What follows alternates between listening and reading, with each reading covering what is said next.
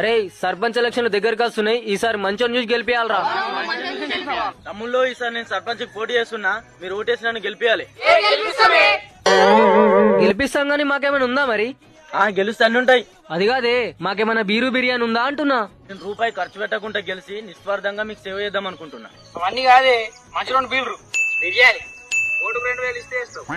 సరే, మనలకు ఏం కావాలో దగ్గరుండి చూసుకో. అన్న పనులు మంచి నడుస్తున్నాయా?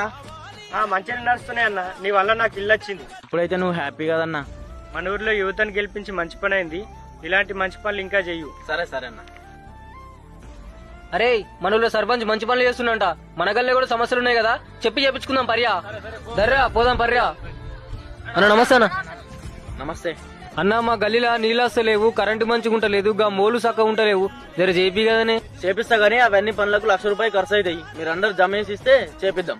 అగో నువ్వు సర్పంచ్ కదనే, మీ ఓట్లేసి గెలిపించినాం, ఇప్పుడు నువ్వు గట్లంటే ఎట్లనే? నాకు ముఖ్యం కేసిరా ఓట్లు. మీరు ఆ రోజు బీరు బిర్యానీలు తీసుకోలేరా? మరిగా పక్క గల్లీలు మంచి చేసినావు, బాబాని గెలిపించినావుగా.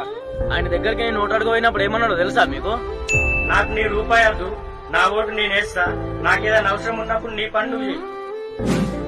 మీరు బీరు బిర్యానీ కోసం మీ ఓట్లు నాకు అమ్ముకుర్రు. మీ మీద ఖర్చు చేసిన పైసలు నేను సంపాదించుకోవాలి కదా, అందుకే 5 సంవత్సరాల వరకు మీరు నా దగ్గరికి రాకుర్రి. మీరు వచ్చినా నేను మీకు పనులు చెయ్య. డబ్బులు తీసుకొని ఓటేసే ముందు ఒక్కసారి ఆలోచించండి, మీరు అమ్ముకునేది మీ ఓటు కాదు, 5 సంవత్సరాల జీవితాన్ని.